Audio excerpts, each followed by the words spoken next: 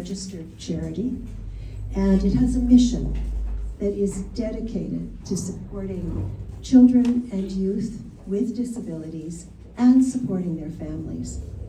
And I want to thank the board and the staff of Smile Canada for all they do in supporting children and youth with disabilities and their families. Every day,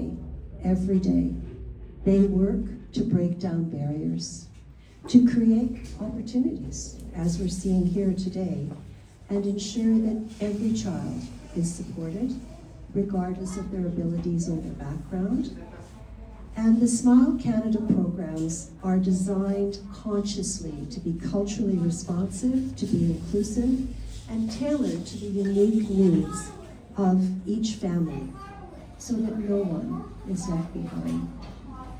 We know that family is here today, but not all of family can be here today, and our hearts are with those members of your family that can't be here, Rubaba.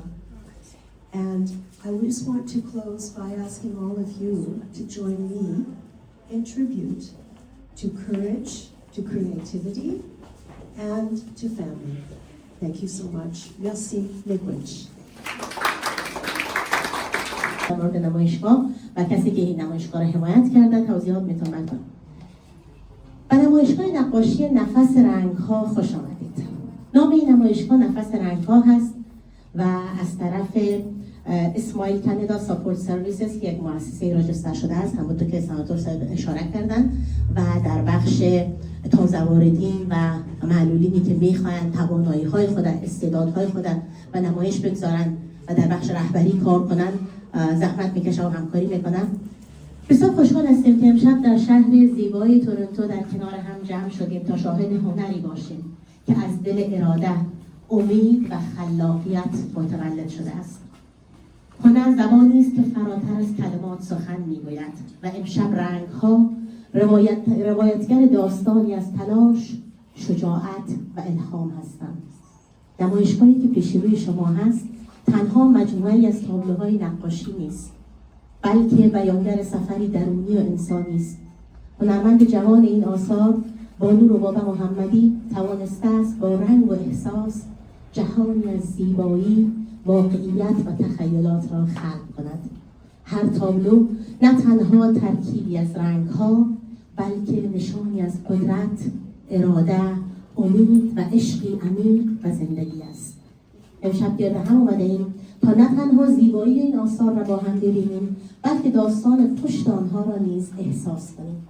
داستانی از این که چگونه انسانی میتواند با ایمان به خود و با ایمان به هنر خود مرزهای ناتوانی را به فرصت تبدیل کند. از حضور گرم همه که شما سپاسگزار هستیم و امیدوار هستیم که نمایشگاه نفس رنگ‌ها بتواند قدمی باشد در راستای این که همه هنرمندان ما در جامعه بتوانند استعدادهای نهفته خودشان را به نمایش بگذارند. در کنار از این بسیار کوتاه در مورد اسمایل کانادا ساپورت سرویسز میگم که اسمایل کانادا در بخش کودکان و نوجوانان تازه وارد و دارای معلولیت و خانواده‌هایشان کار میکنند و فضایی برای احساس دیده شدن، پذیرفته شدن و ارتباط برای آنها خلق میکنند. پروژه کامیونیتی هیروز یکی از راههایی است که از طریق آن افراد جامعه میتوانند مهارت‌ها و داستان‌ها و رهبری خودشان را با دیگران به نمایش بگذارند. از اسمایل کانادا هم تشکر می‌کنیم و از همگی شما عزیزان که امروز قبول زحمت کردید اینجا با ما دور هم هستیم و امیدواریم از دیدن نمایشگاه و تصاویر بسیار زیبای از او لذت ببرید. تشکر.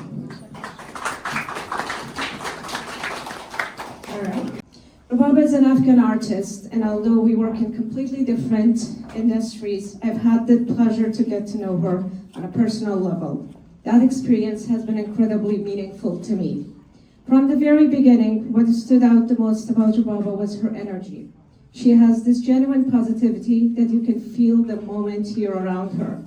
Her smile was warm and uplifting, and it creates a sense of comfort and motivation for the people around her. It's not just about being cheerful, it's the kind of positivity that pushes you to do better and see things differently.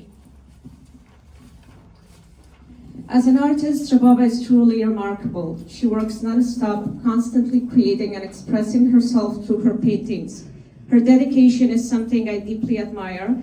It's not easy to stay committed to your craft every single day, but she does it with passion and consistency, despite all the challenges that she faces. Her work reflects not only her talent, but also her resilience and determination. What makes her even more inspiring in her perseverance, despite the challenges she faces, she continues to show up. She attends events, puts herself out there, and takes every opportunity she can to achieve success. That level of determination is something I really respect because it shows how committed she is to her art and to her growth. What inspires me the most is how she brings all that together, her positivity, her hard work, her resilience, and her creativity. She doesn't just create art, she inspires others through it. Even though I'm not in the same field as her mindset and approach to her work has influenced the way I think about my own growth. Getting to know Rababa has been a pleasure, and I'm very grateful for that. She reminds me of that no matter what field you're in, passion and positivity can have a powerful impact, not just on your own success, but to the people around you. In many ways, she's more than just a talented artist. She's a source of inspiration for all of us. Thank you all for coming. And since, as she said, I'm the one who's gonna translate whatever she says, I promise everyone that I'll try to do my best. And we welcome you all here to join, that you all have joined us for today's exhibition. And a special thanks and welcoming to Ms. Senator Marula, who is coming here from all the way from Ottawa City, since she had another program to hold, but she canceled it for Rababa and today's exhibition, and she is here today with us. راستش اولین نمایشگاه رسمی من است که در خانه جدیدم کانادا برگزار میکنم که با همکاری‌های همیشگی اسماعیل کانادا بالاخره موفق شدیم این نمایشگاه رو برگزار کنیم. به خاطر همین من خیلی خوشحال و خیلی هیجان زده است. This is my first official exhibition that I'm holding in my second home, Canada. And I'm so excited for today. و از آخرین نمایشگاه من که در اوایل سال 2021 در امارات متحده عربی برگزار شد بیش از 5 سال میگذره و چقدر خوشحال هستم که این احساسات امروز دوباره تجربه میکنم. It's been 5 years since my last exhibition, which was in United Arab Emirates in Abu Dhabi City, and it's been 5 years since that time, and I'm happy that I experienced these feelings one more. راستش در 5 سال مشکلات و سختی ها و تنهایی را که پشت سر گذاشتندم کاری راحتی نبود عبور کردن از اونجا. اما خیلی خوشحال هستم در این وقت کمی که در کانادا آمدم با همکاری ها و تشویقات شما عزیزا بالاخره روحیه گرفتم که این نمایشگاه را با همکاری اسماعیل کانادا با ایده های جدید، نقاشی های جدید و حرف های جدید برگزار بکنیم. گرچه خیلیتان مرا میشناسین و اینکه در مورد من میفهمین معلوماتی دارین که کی هستم چی کار هستم، اما دوست دارم بعضی حرفایی که شاید قبلا زمینش مساعد نبوده تا حتی رسانه ها خبر ندارن، امروز چون حس صمیمیت بیشتر با شما دارم دوست دارم که این حرفا رو با شما شریک بسازم تا هم شناخت بهتری از من پیدا بکنین و همچنان درک بهتری از نقاشی ما داشته باشین. راستش من دختر بودم و هستم که با مشکلات جسمانی مادرزادی در یک از قشلاق‌های دورافتاده ولایت غزنی به دنیا آمدم، جایی که مردمشان 98% بیسواد بودن و حتی خواندن نوشتن بلد نبودن. وقتی من متولد شدم پدرم مسافرت بود به خاطر من خارج خانواده و با تولد شدن من بیشترین مردم خصوصا زنها خانوما از مادرم فاصله گرفتن. با تولد شدن من خانوما در این نظر بودن گویا که مادرم گناهی را مرتکب شده که خداوند همچون فرزند نصیبش کرده، یعنی گناهی که مادرم مرتکب شده خواسته خداوند مجازاتش بکنه با فرستادن من. از اون جایی که مادرم حدود 14 سالش بود که ازدواج کرد و من دومین فرزند خانواده بودم که با برادرم فقط 4 سال تفاوت سنی داشتیم، یعنی وقتی من به دنیا آمدم مادرم 19 سالش بود. به نظر شما دختری که فقط 19 سالش هست چه گناهی را مرتکب شده میتونه که خداوند بخواد این گناه مجازاتش بکنه؟ راستش من امروز میخوایم یک گپی رو بگویم. شاید قبلا زمینش مساعد نبوده یا خواستیم که نادیده بگیریم و نگوییم، اما امروز دوست دارم که یک موضوعی را که قبلا هیچ وقت نگفتم در پیش هیچ کسی که حتی این مسئله را ما از پدرم پنهان کردیم یا نخواستم که پیش کسی بگویم که مثلا پدرم احساس شرمندگی نکنه، میخوایم امروز با شما شریک بسازم. از آنجایی که ما همه یک جای زندگی میکردیم در همون قریه‌ای که بودیم، برادر پدرم یعنی کاکایم با زن کاکایم همه با هم یک جای زندگی میکردیم. وقتی من متولد میشم، کاکایم تصمیم میگیره که مادرم اجازه نده که مرا شیر بده و یعنی میخواسته که من زنده نمانم و گفته بوده که باعث درد سر میشم و من بیش از 36 ساعت گرسنه میمانم و چون کاکایم اجازه نمیده. اما وقتی مادرم گریه ها و ناله های مرا میبینه که از شدت گرسنگی گریان میکنم، دلش طاقت نمیکنه و بغلم میکنه. یعنی این احساسات فقط یک مادر درک کرده میتونه که مهر مادری در دلش است. و یعنی من اگر کسی دیگه در جای من میبود شاید دوام نمی آورد، اما شاید من دل کندن از این دنیا بسیار بر من مشکل بوده و خواستم این دنیا رو تجربه بکنم، این زندگی را، هنر را، عشق را تجربه بکنم و به خاطر همین دل کندن از این دنیا بر من سخت بوده و نرفتم از این دنیا.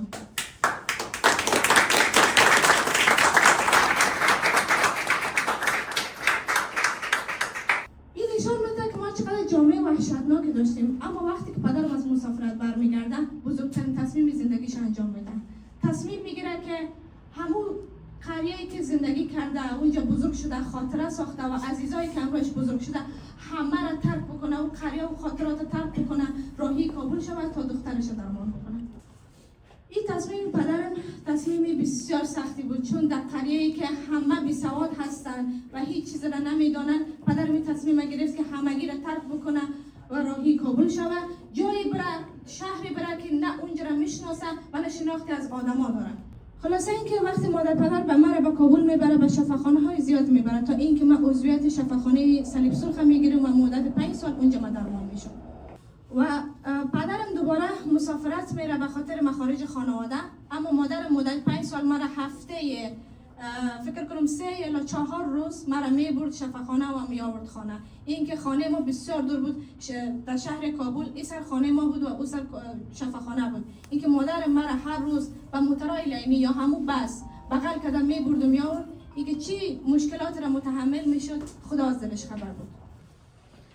و مدت 5 سال که من اونجا تداوی میشم، تداوی هم نتیجه میده. مثلا من میتونستم با پایم راه برم، عملیاتای زیادی که در پا شده بودم، خالگاهی که در پایم میکرد، من پشت من یعنی تخته پشت من به دیوار میزدم، با کمک دیوار من میتونستم تا داخل حیات برم، حال هوایی تغییر بتونم عوض بکنم و این بزرگترین پیشرفت بود برای من.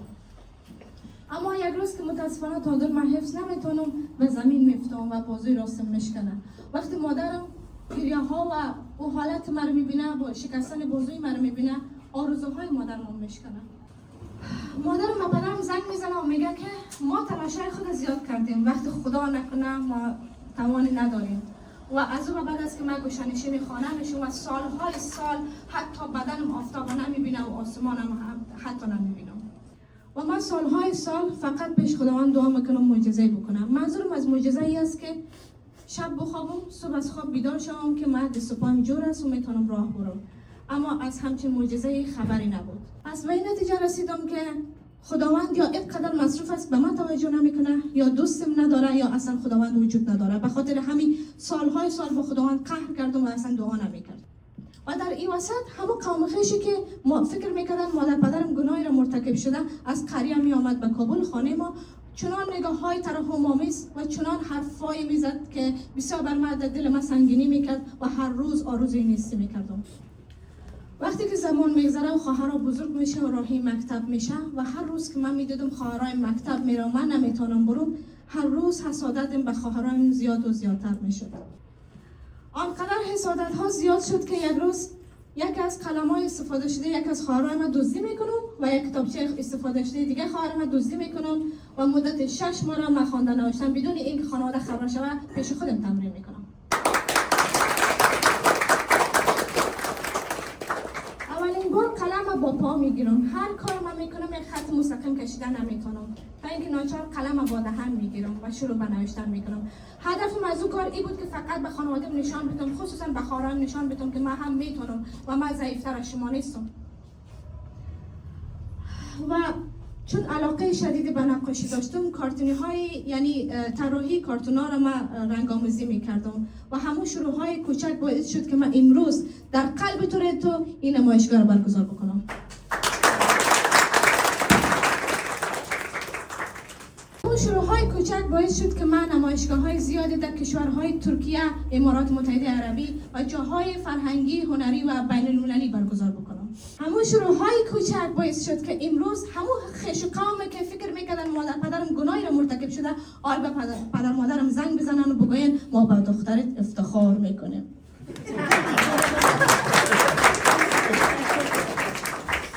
همون شروع های کوچک باعث شد که من امروز با سناتور مالو قرارداد ببندم و پروژه های مجلس سنا را نقاشی بکنم، چیزی که حتی در رویای من خطور نمیکرد.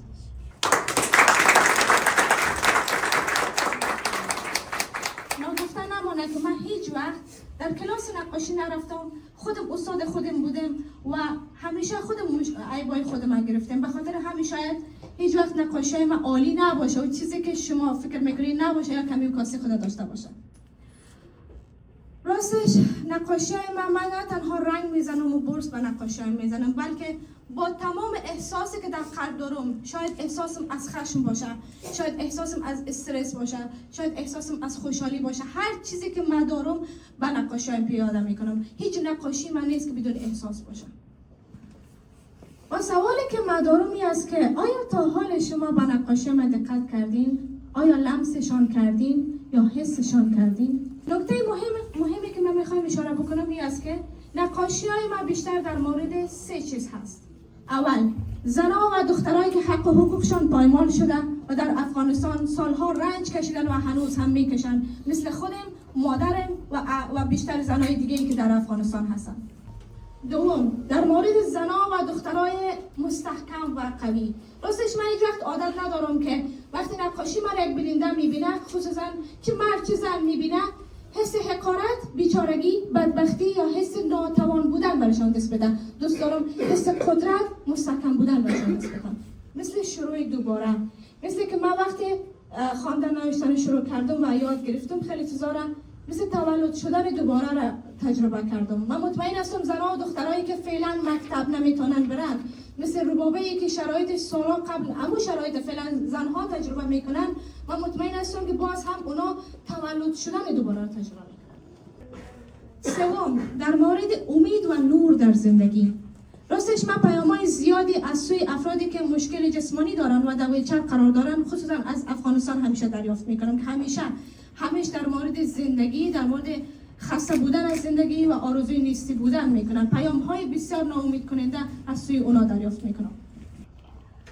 راستش من در این باور هستم که اگر ما اجازه بدیم در روی نور، در روی امید در زندگی خود باز بکنیم، مطمئنم که اون نور و امید در زندگی ما میآید و تاثیر زیادی میمونه که متاسفانه بیشترین کسایی که مشکل جسمانی داره در افغانستان اجازه نمیده که همون در باز شود. تا حال فکر کردیم اگر امور بابا محمدی که در کنج خانه بود و خواندن نوشتن اگر بلد نمیشد، اگر امو قلم کوچک دزدی نمیکرد، اگر نقاشی را یاد نمیگرفت، تا حال همون بابا در کنج خانه زنده بود؟ چندین بار قصد خودکشی کرده بودم، فکر نکنم که تا بال زنده می بود. شاید حال ربابه در زیر خاک بود و چیز ازش باقی نمانده بود. اما من امید و نور را در زندگی خود جا دادم. میفهمین یک چیز را میخوایم بگوییم که هر چیزی را ما در ذهن داشته باشیم، یعنی هر چیزی که ما در ذهن خود را بکنیم، خداوند و کائنات امور رو در زندگی ما پیاده میکنن. پس چون چیزای زیبا در ذهن خود را ندیم. من بیشتر از این صحبت بکنم، شاید دیگه کل قصه خانه خودم، کل روزا خودم دوست ندارم این چیز.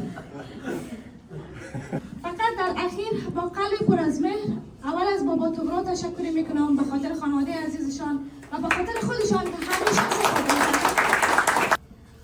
و عزیزایی که اینجا هستن مثل سیارجان متین و عزیزای دیگه‌ای که اینجا هستن و خصوصا خانم سناتور مالو که من دوباره ازشان تشکر میکنم. اگر دانه کلگیتون نام ببرم شاید دیگه کلگی خواب بردیم شاید من نانشان سرما چپم.